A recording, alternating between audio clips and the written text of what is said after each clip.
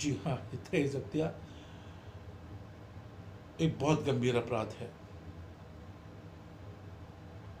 और गंभीर अपराध किन के लिए है? जो लोग सही मायने में दहेज हत्या करते हैं। ये एक बड़ी सिंपल सी बात है साथियों। अगर आप किसी की बेटी के साथ शादी करते हैं और उसकी हत्या कर देते हैं दहेज के कारण, तो सजा तो होनी चाहिए।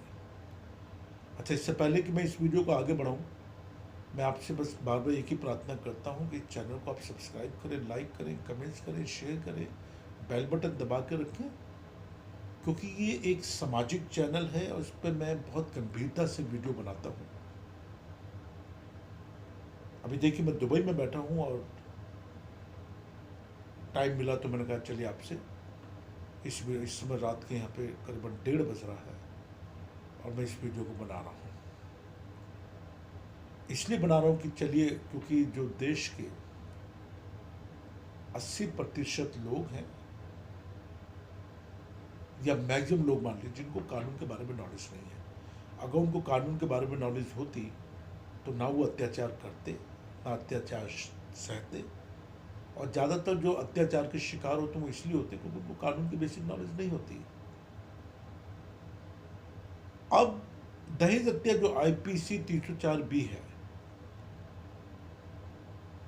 वो एक बहुत क्लियर धारा है जिसमें ये साफ लिखा हुआ है और सुप्रीम कोर्ट भी कहती है और हाई कोर्ट और ट्रायल कोर्ट भी कहती है। और कई बार हमने देखा कि लोगों को सुप्रीम कोर्ट बरी करती है और करना भी चाहिए क्योंकि मामला बनता ही नहीं है। अब एक महिला अगर किसी कारण से उसकी मौत हो जाती है, मान लो हॉस्पिटल में मौत हो गई, या वो अपने आप में सुसाइड कर लेती है, कोई सुसाइड नोट छोड़ती नहीं है, बट दुर्भाग्य ये कि वो 7 साल से पहले सुसाइड कर लेती है, तो IPC 304B का पुलिस जो आंख बंद करके मामला बना देती है। और उसके बाद दलाली शुरू होती है, 10 लाख दे दीजिए, 20 लाख दे दीजिए, कॉम्प्रोमाइज़ कर लीजिए, हम कॉम्प्रोमाइज़ को तैयार हैं, हम ख़त्म करते हैं वगैरह। तो साथियों, सुप्रीम कोर्ट ने बड़ी अच्छी गाइडलाइंस दी हैं इसके ऊपर कि दहेज हत्या का मामला तब ही बनता है कि उस दरमियान में हत्या, जब उसने सुसाइड करा या जो भी हुआ है उस दरमियान में डॉरी की डिमांड की, डॉरी डिमांड है यहाँ पे देखिए, डॉरी की डिमांड की गई हो, वो चंद घंटों में या एक दिन पहले या मरने से एक दिन पहले या 1 घंटा पहले डॉरी की बात आई हो, डॉरी की डिमांड की गई हो। और अभी रिसेंटली सुप्रीम कोर्ट ने बड़ी अच्छी एक जजमेंट दी, इसमें फैमिली के 4 लोगों को बरी कर दिया। तो वहाँ पे ट्रायल कोर्ट को भी गलत ठहराया और हाई कोर्ट में गलत ठहराया, क्योंकि वहाँ पे डॉरी की डिमांड थी ही नहीं। वहाँ वो महिला आपसी रंजिश के कारण या घर में लड़ाई झगड़ा या जो भी तू मैं रहती हो, उसकी वजह से लड़की ने तंग आके सुसाइड कर लिया। अब उसको नाम दे दिया गया दहेज हत्या, जबकि वहाँ पे दहेज की डिमांड हुई ही नहीं थी। और ये तो लक की बात ये है कि जो विटनेसेस थे, उन्हीं के जो विटनेस थे, उन्होंने साफ कोर्ट में बोला कि जी हमें लगता नहीं कि दहेज की डिमांड की गई है, लेकिन लड़ाई झगड़ा रहता था और लड़की ने तंग आके सुसाइड कर लिया। अब लड़की ने तंग आके सुसाइड कर लिया बॉस, तो उसमें दहेज हत्या कहाँ से आ गई? दहेज हत्या, दहेज, डॉरी डेथ, ये बड़ा क्लियर शब्द है।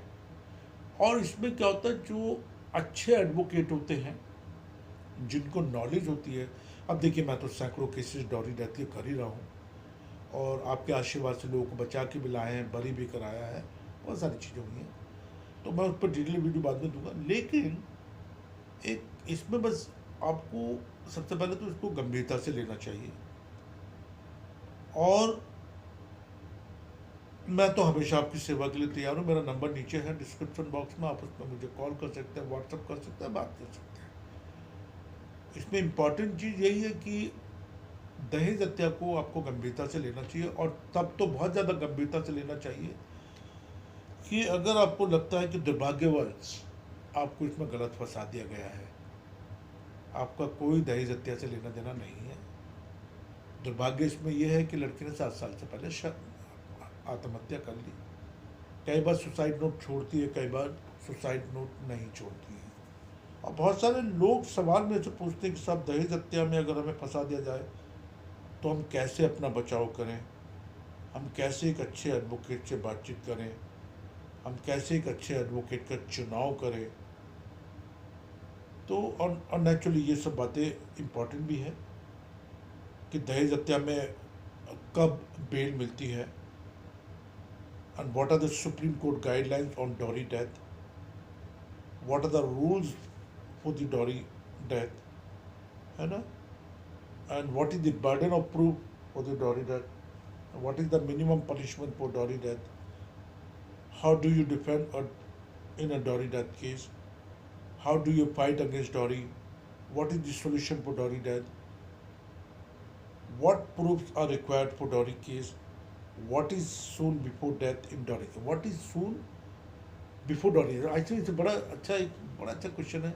सून यहाँ पे बात वही बात मैंने जैसे कहा है कि हत्या से पहले डॉरी की बात हुई हो, डॉरी डिमांड मतलब प्रूव करना पड़ेगा इस बात को आपको। तभी मैं कह रहा हूँ कि एक अच्छा एडवोकेट आपको हायर करना पड़ेगा, क्योंकि गंभीर मामला गंभीरता से लीजिए तो अच्छा रहेगा। आप सब बच सकते हैं अगर आपकी कोई इन्वॉल्वमेंट नहीं है। और मैंने देखा है कि ज़्यादातर डॉरी डेथ में सभी के नाम लिखवा दिया, पूरी फैमिली, चाचा, मामा, दादा, जिसके भी लिखवा देते हैं।